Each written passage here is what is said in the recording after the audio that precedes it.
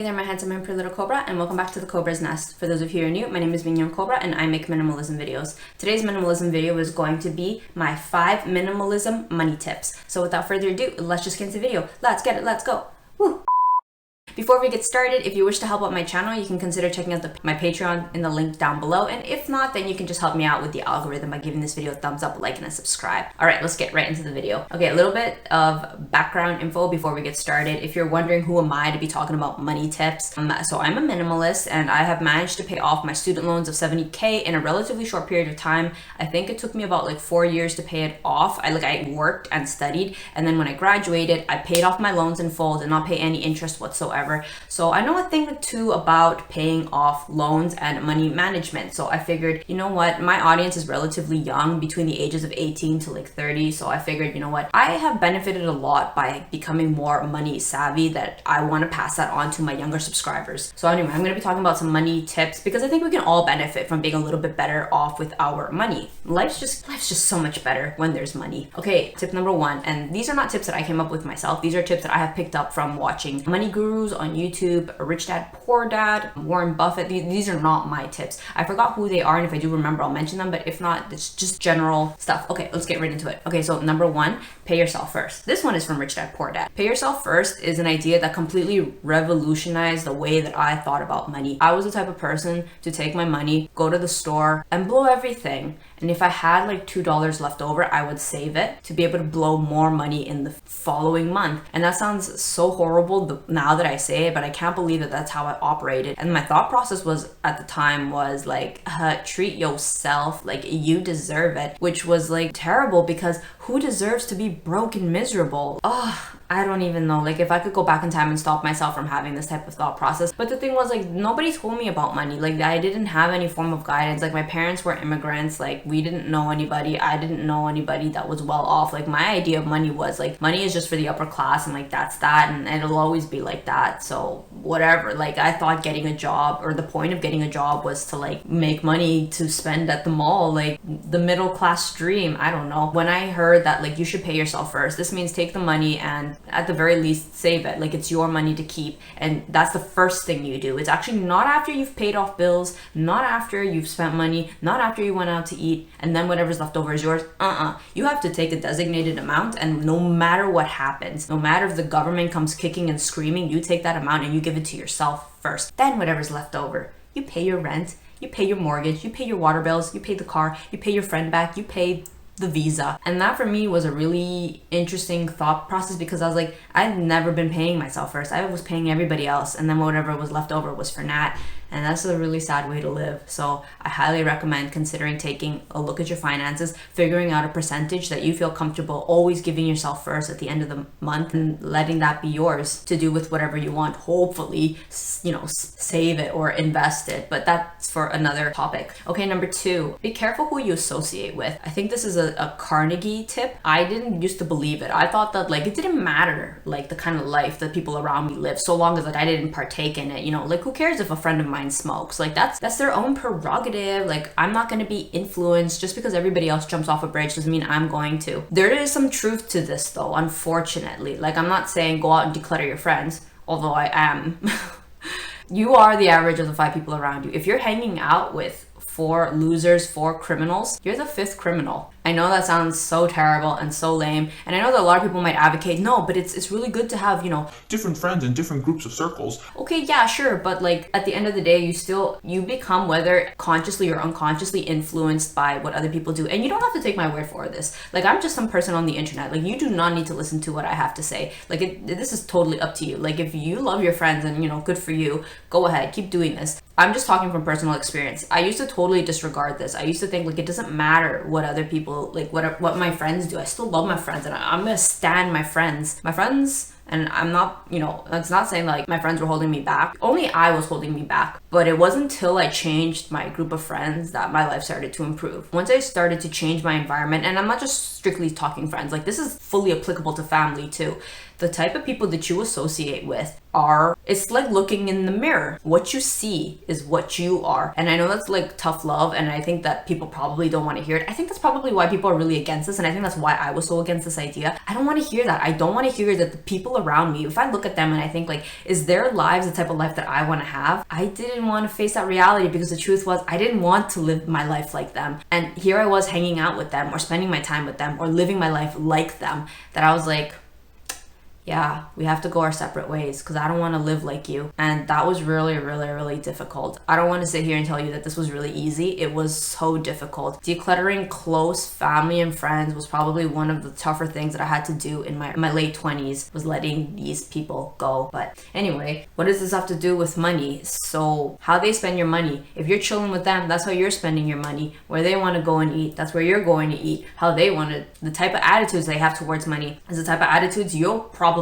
have. So if you want to change that, you're gonna have to change who you talk with. So like, to give you an example, a lot of friendships that I let go of, we just didn't have things in common anymore. I have a different mindset from them, and I chose to have a different mindset. So I didn't want to be constantly in cognitive dissonance, agreeing with a friend who has a completely different perspective on money than I do. I ain't about it. It's a waste of time. So now what I've done is I've actually made friends with people who think the same way that I do, who have the same values as I do. So we like encourage each other, and it's like a positive feedback, as opposed to like this, like, we don't match and we don't get along because we don't think the same. It's just not about it. Okay, number 3, avoid lifestyle creep. And this is I don't know how much of a minimalism tip this is, so much as it's a money tip. As you get older, you probably, and I hope, are making more money. So it's very easy to feel like, finally, especially if you grew up, not very well to do, you can finally buy the things that you want to buy. And that was something that happened to me. Like in my 20s, I started to have a little bit of lifestyle creep, where I was finally like, I'm gonna buy this and I'm gonna buy that. Luckily, I was a minimalist, so I definitely had a lot of buffer in terms of like not fully indulging that. But it's something that you need to combat and be aware of. Lifestyle creep is this idea that as you make more money, you start to live a more expensive and bougie life, because I guess you can. But I guess one of the reasons, and one of the things to offset that mentality, is the amount of money that you spend in that is wasted money.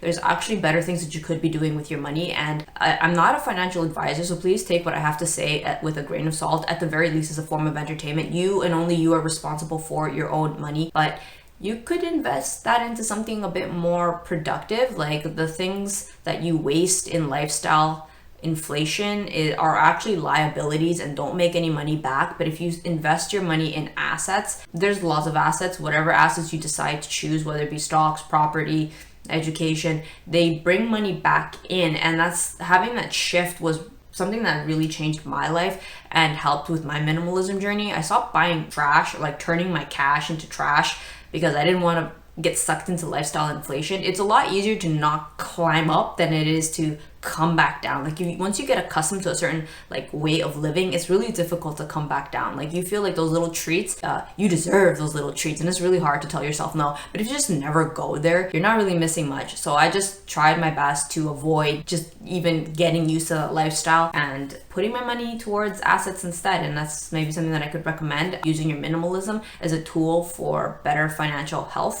Okay, number 4, and this tip, I'm gonna, again, disclaimer, please do your own research. Don't listen to what I have to say, just take it as a form of inspiration or entertainment. But the next tip is investing in stocks. I know that stocks is a very tricky thing, because historically speaking, there have been a lot of crashes, and a lot of boomers are very nervous and anxious to not want to invest in the stock market, and I totally get that. And I've actually experienced and been through 2 major dips in the market, and I've come out just fine, because I've definitely listened to the principles of like the buy and hold for life. So those like swings in the stock market don't really affect me as much. But the reason that I say that you should invest in stocks is because you can't save your money to wealth. The system in place currently is that money depreciates with time, and our economy, I guess, inflates with inflation with time. So your money becomes less valuable and everything becomes more expensive, and you can't work as hard as a dollar can. Like a dollar can work 24/7. You can't work 24/7 unless you want to like run yourself to the ground.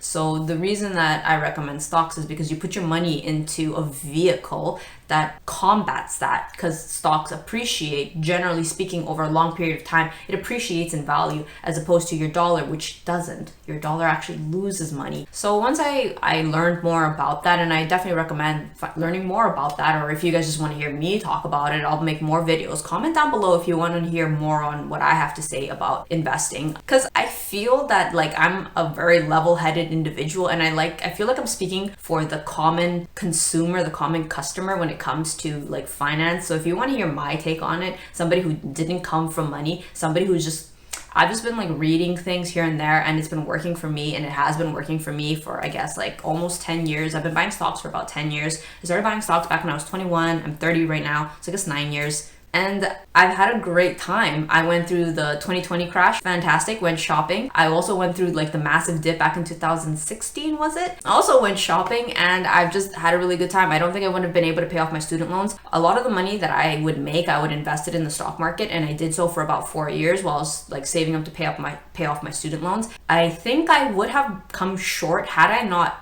turned it into the stock market. Then I had to sell all my stocks, but I got money back, and helped a lot. I use my minimalism in a way that allows me to buy stocks. I don't buy trash, because I tell myself, okay, if I took that price, maybe like a Coach wristlet, which is like $70, and I invested in the stock market over a 30-year return at a 3% dividend yield, like how much money am I like losing? Like, there's not just the upfront cost of the $70 that I'm like losing by buying this wallet, but also this, I guess, cost opportunity. Those $70 that if I put into the market, then that would mean that like not only would I have those $70 with me for the rest of my life or up until I sold that stock, but it would give me dividends, and it would also increase in price with value over time. Like, so I just have had this big shift that I don't buy trash, and so I just call myself a minimalist. Hey guys, like look how empty my room is. I'm a minimalist, haha. But it's because I've decided to put my wealth in something a bit more tangible than stuffing my room with more material possessions. Okay, and number 5, investing in learning. Okay, so this is an important money tip because, and I think I've mentioned this in a lot of my videos, your biggest asset is actually